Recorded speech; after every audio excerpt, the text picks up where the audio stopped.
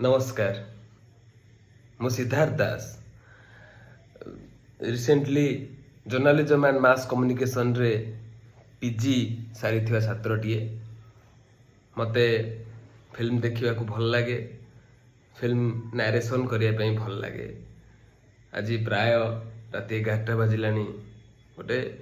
छोटिया नारेसन मन भर को आसला भाविली ताकू समस्त सहित सेयार करवा बहुत भल बेसी जन न देखिले भी जेतिक लोक देखिए बोध हुए तांको खुशी लगे भल लगे से गोटे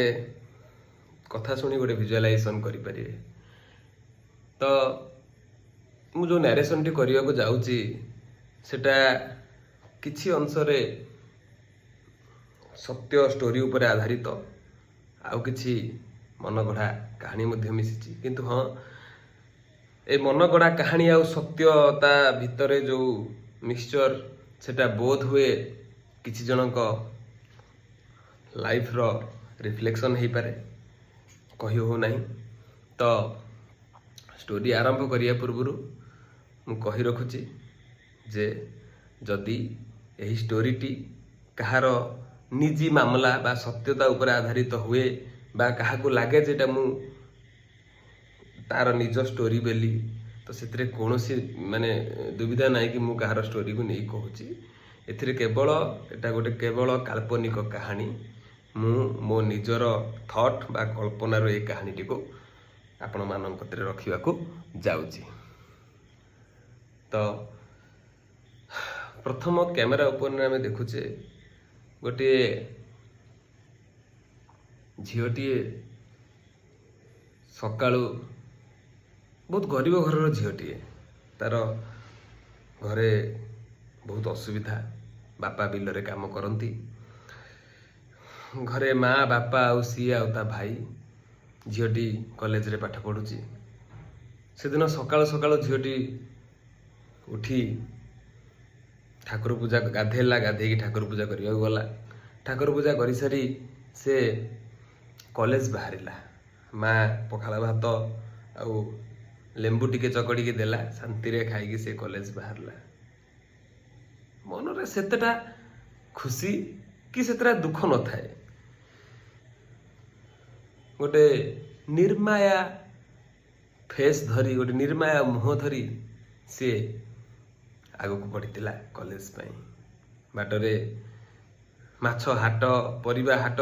दे से गहली को दे सी कॉलेज को आसुथला किंतु से होहाला से गहली आउ से लोक मानकर अट्राक्शन ताकू ता आखि को टाणु नथुला तार जेमिति लागुथला तार लक्ष्य आ तार फोकस किछि अलगा से भली से एका लय चली चली आसिला ता कॉलेज गेट सामना रे से गेट को थरटे देखिला पर कौन चिंता कला से कॉलेज भीतर को गला कॉलेज क्लासरूम भीतर को गला पाखापाखि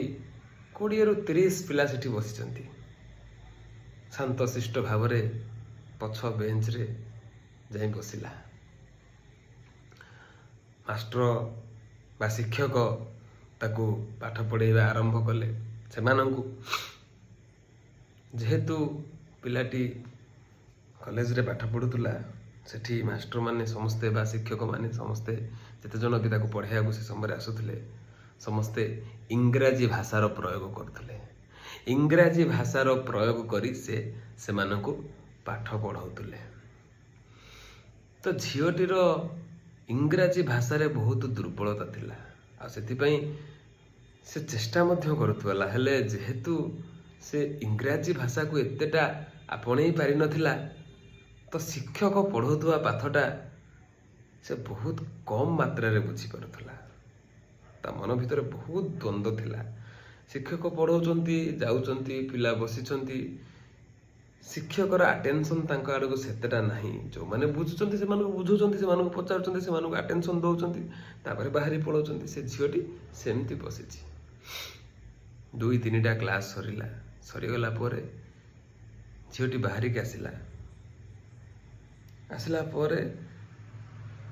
कॉलेज रो गोटे गछ पाखरे କଲେଜର ଗୋଟେ ଗଛ ପାଖରେ ସେ ବସିଲା। ବସିକି ଚିନ୍ତା କରୁଥାଏ। ପାଖାପାଖି 5ଟା 5:30 ହେଇଗଲାଣି। ପିଲା ସବୁ ଯିବାକୁ ଲାଗିଲେଣି। ବହୁତ ଗୁଡ଼ିଏ ପିଲା ପଳେଇଲେଣି, ବହୁତ ଗୁଡ଼ିଏ ସାର୍ ପଳେଇଲେଣି। କଲେଜର ଶେଷ ସମୟ। ଝିଅଟି କ'ଣ ଭାବିଲା, ସେ ସେଠି ବସିକି କ'ଣ ଗୁଡ଼ିଏ ଚିନ୍ତା କଲା ପରେ ସିଏ ତା ଆଖିରୁ 2 ଠୋପା ଲୁହ ଗଳି ପଡ଼ିଥିଲା। ସେ ବାଟ ଦେଇ କ୍ରସ୍ କରି ଯାଉଥିବା ଜଣେ ଶିକ୍ଷୟିତ୍ରୀ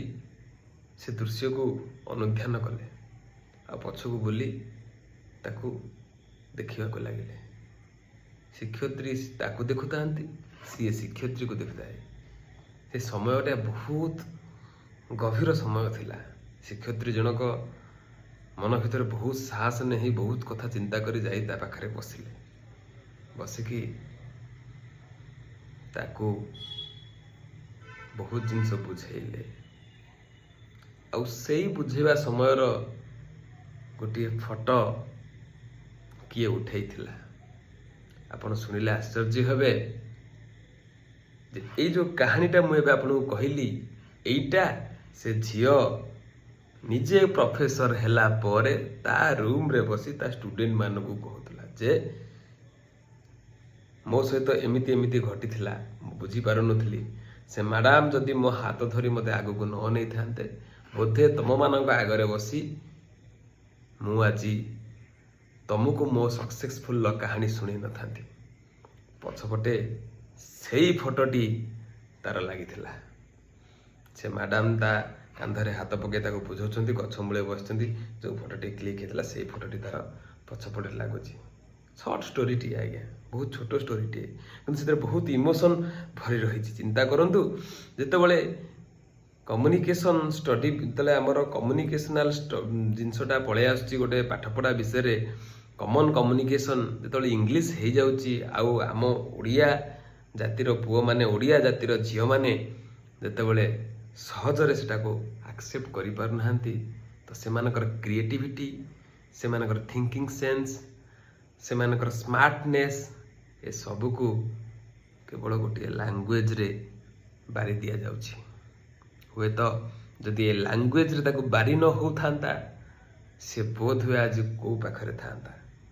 ଗୋଟେ ଛୋଟିଆ ଶିକ୍ଷାଟିଏ, ଭାବୁଛି ଆପଣଙ୍କୁ ବହୁତ ଭଲ ଲାଗିଥିବ।